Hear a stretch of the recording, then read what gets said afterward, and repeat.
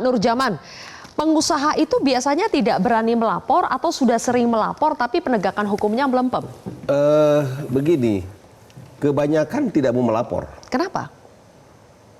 Panjang kali lebar urusannya. Panjang kali lebar terus nih Pak. Iya, jadi percuma. Maksudnya panjang kali lebar gimana? Begini, yang diharapkan tadi sudah Bang Nuri sampaikan bahwa yang diharapkan itu penegakan langsung dari aparat pemerintah yang ada di daerah atau dimanapun juga, termasuk dari kepolisian, tidak menunggu laporan, ya, mendingan langsung tindakan. Atau sekarang gini. Kenapa kalau melapor? Apakah memang kosnya jadi lebih mahal lagi? Bisa seperti itu. Nah, bisa seperti itu. Jadi yang harapan gini Mas Subya, yang diharapkan itu sekarang kan ini bukan hanya untuk hari ini, tapi kedepannya kan bagaimana? Jangan sampai penegakan hari ini Pak Kapolres sudah menyampaikan itu sehingga tidak ada. Dijamin nggak tahun depan? Ya. Kita kan nggak dijamin tahun depan. Apalagi Pak Kapolres baru 4 bulan, kan itu. Baru menemukan hal ini.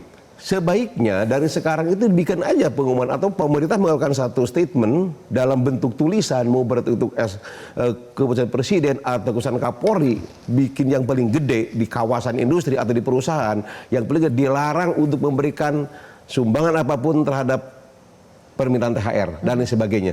Karena gini, kalau tadi dikatakan bahwa THR itu budaya, bukan budaya THR itu. Itu bukan budaya.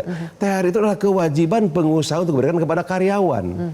Cuman suka salah tafsirkan sedikit-sedikit THR. Salah. Jadi bukan budaya THR itu. Budaya itu minta jadi budaya. Mintanya di budaya. THR itu bukan budaya. THR itu adalah normatif yang diberikan oleh pengusaha kepada karyawannya.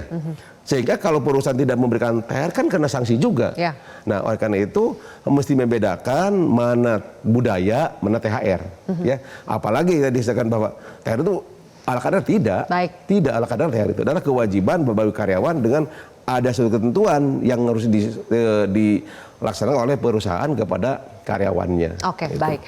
Mas Adi, political will dari pemerintah apakah kurang, hanya baru sebatas omon-omon saja, makanya praktik pungli berkedok THR itu masih eksis sampai hari ini? Ya, saya kira memang penindakan langsung itu adalah sesuatu yang menjadi yang kita sering saksikan. Jangankan misalnya pengusaha-pengusaha yang besar, kita yang dagang-dagang di pinggir jalan hampir tiap saat kok dipalak. Per hari minta 10.000, besoknya 20.000, taruh gerobak baru dia harus bayar 300.000 dan seterusnya. Demi keamanan alasannya. Demi keamanan ini masuk kawasan ormas tertentu dan seterusnya. Jadi bukan saja pada bulan Ramadan jelang Lebaran ya. Ini yang di level pinggir jalan. Bagaimana bisa dibayangkan di level-level pengusaha?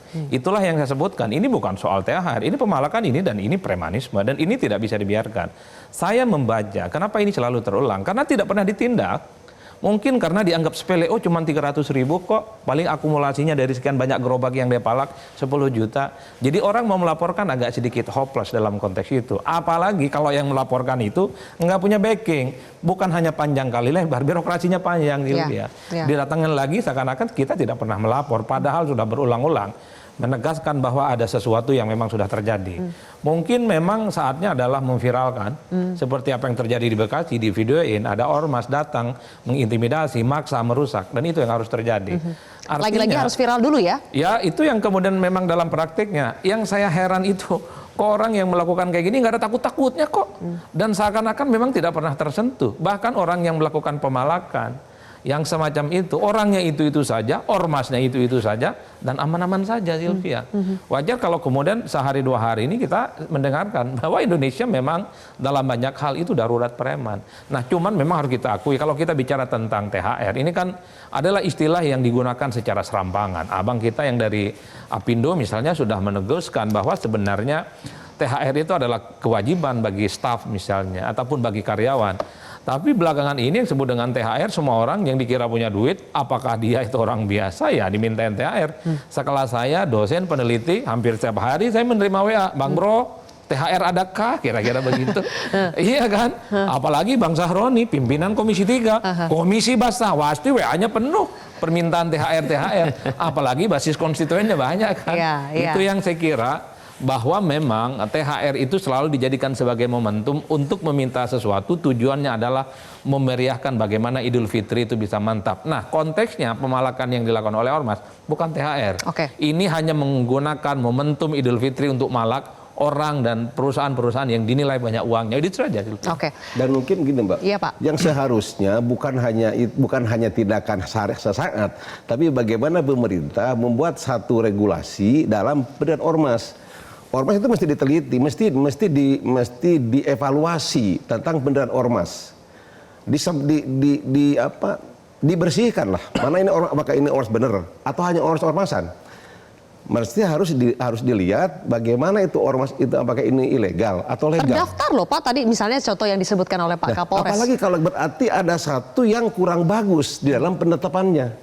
Dari mana sumber ormas itu? Kan mendirikan ormas itu harus ada sumber dananya. Dari mana dia mencari sumber dananya? Apakah memang dari itu? Jangan-jangan ormas berdiri untuk mencari penghidupannya dari malak, itu kan salah. Ya. Nah, artinya pendirian ormas itu harus dievaluasi kembali oleh pemerintah tentunya. Nah, kami kan tidak bisa mengevaluasi itu karena yang berdiri mungkin dari Kementerian Agama, dari Bang Saroni yang menginisiasi pendirian ormas tersebut. Kami tidak melihat ormas besar malak.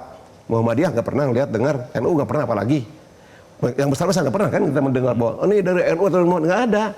Berarti kan benar tuh. Nah, ini yang mesti diteliti, itu yang dievaluasi itu ormas-ormas itu terlalu banyak sekarang. Bagaimana cara mengevaluasi tersebut sehingga mereka ada efek jera. Ormas itu mesti dihilangkan. Kita akan tanya ke Pak Iswandi dan juga ke Bang Roni, tapi usai jeda pemirsa, kita akan kembali sesaat lagi.